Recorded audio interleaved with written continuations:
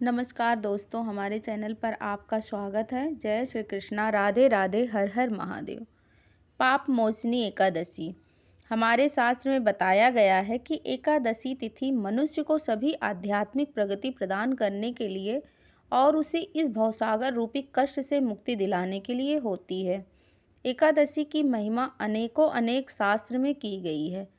बार बार अनेक ऋषि मुनियों ने इसकी महत्व की चर्चा की है और ऐसा इसलिए है क्योंकि यह एकादशी मनुष्य के पूर्व जन्म के पापों से मुक्ति दिलाती है और आध्यात्मिक प्रगति प्रदान करती है, जिससे मनुष्य भगवान श्री हरि की शुद्धि कृपा प्राप्त कर सकता है।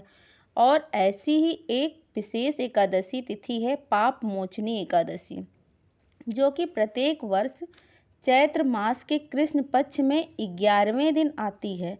इस एकादशी के विषय में कहा जाता है कि पाप मोचनी एकादशी हमारे समस्त पापों का नाश करके हमें सकारात्मक ऊर्जा प्रदान करती है। जो भी मनुष्य पूर्ण श्रद्धा और नियम पूर्वक इसके कठोरता से पालन करता है, उसके सभी भौतिक मनोरथ पूर्ण होते हैं और आध्यात्मिक रूप से तीव्र गति कर सकता है। मनुष्य जीवन में हम अनेक प्रकार के संघर्षों का सामना करते हैं, लेकिन हमारे जीवन रूपी तूफान में फंसी हुई इस नाव को पार लगाने के लिए एकादशी एक सुंदर, सरल और स्वर्णिम अवसर है। इस बार की पाप मोचनी एकादशी को लेकर कई जगह पर संशय फैले हुए हैं। आखिर इसका पालन 25 मार्च को करें या 26 मार्च को करें। इस बार की पाप मोचनी एकादशी अत्यंत विशेष है क्योंकि यह महाद्वादशी के साथ आ रही है। तो फिर ऐसे समय में हमारे शास्त्र यह कहते हैं कि हमें द्वादशी का पालन करना चाहिए। लेकिन क्या शास्त्रों में ऐसा कोई प्रमाण है? क्या ग्रंथों ने हमें ऐसी कोई बात बताई है जिसका अनुसरण करके हम महाद्वादशी का पालन करें और एकादशी न करने का अपराध भी ना लगे? तो जी हाँ, इन सभी बातों का उत्तर हमें अपने पौराणिक ग्रंथों में प्राप्त होता है और उसी के विषय में आज हम इस वीडियो में चर्चा करेंगे। आज की इस वीडियो में हम आपको बताएंगे कि आखिर आने वाली पाप मोचनी एकादशी का पालन हमें कौन से दिन करना चाहिए, शास्त्रों में इसके प्रमाण कौन कौन से हैं और इस एकादशी व्रत पालन के लिए शुभ समय और शुभ मुहूर्त कौन सा है और इसका पारण कौन से दिन कौन से समय करना चाहिए। इन सभी बातों पर हम आज विस्तार से चर्चा करेंगे, तो ध्यान से सुनिएगा और अंत तक इस वीडियो में बने रहिएगा, जिससे कि आपको आने वाली पाप मोचनी एकादशी से जुड़ी प्रश्न और संशय समाप्त हो जाएं। तो चलिए आज के इस पाप मोचनी एकादशी विशेष वीडियो का आरंभ करते हैं। एकादशी प्रत्येक वर्ष चैत्र मास के 11वें दिन आती है। इस बार एकादशी तिथि 25 मार्च 2025 मंगलवार के दिन आ रही है।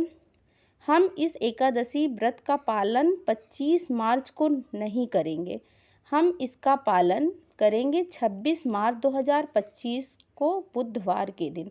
यानी इस बार हम एकादशी व्रत के स्थान पर महाद्वादशी पर व्रत का पालन करेंगे। यह महाद्वादशी असंख्य पापों के प्रभाव को नष्ट करने वाली है और इसलिए हमारे शास्त्र में कहा गया है कि संपूर्ण एकादशी त्या परतो द्वादशी यदि उपोष द्वादशी शुद्धा द्वादश्यामेव परिणम्ना गर्भवते जंतु इत्याह। भगवान हरि यानी परम पुरुषोत्तम भगवान कहते हैं, यदि एक क्षण के लिए द्वादशी त्रयोदशी में सम्मिलित होती है तो व्यक्ति को एकादशी के पूर्ण दिन का व्रत त्याग देना चाहिए और द्वादशी के दिन का उपवास करना चाहिए। ऐसे व्यक्ति को भौतिक जन्म के चक्र से मुक्ति प्राप्त हो जाती है। 26 मार्च को व्रत का पालन करने के लिए प्रातः ब्रह्म मुहूर्त में 4:47 और सूर्योदय होगा 6:23 पर। इस दिन प्रातः काल में पूजा का समय होगा 4:47 से लेकर 6:18 तक रहेगा और संध्या काल की पूजा का समय 6:36 से लेकर 7:46 तक सूर्यास्त का समय रहेगा। इस दिन राहु काल का भी समय रहेगा 12:27 से लेकर 1:59 के बीच। इस समय के दौरान आप भगवान की पूजा अर्चना नहीं कर सकते, इसीलिए प्रातःकाल सेवा 12 बजे से पहले ही पूर्ण कर लेनी चाहिए। इस समय में आप अधिक से अधिक हरे कृष्ण महामंत्र का जप कीजिए, श्रीमद् भागवत और भागवत गीता जैसे ग्रंथों का अध्ययन कीजिए, भगवान श्री हरि के अधिक से अधिक कथाओं का श्रवण कीजिए, कीर्तन कीजिए और अपनी चेतना को अधिक से अधिक भगवान श्री कृष्ण के चरणों में मन लगा कर रखिए। इस दिन 2:20 से लेकर 3:19 के बीच अमृत काल रहेगा। पाप मोचनी एकादशी हमारे समस्त पापों का नाश करने वाली है। एकादशी का व्रत अवश्य करें।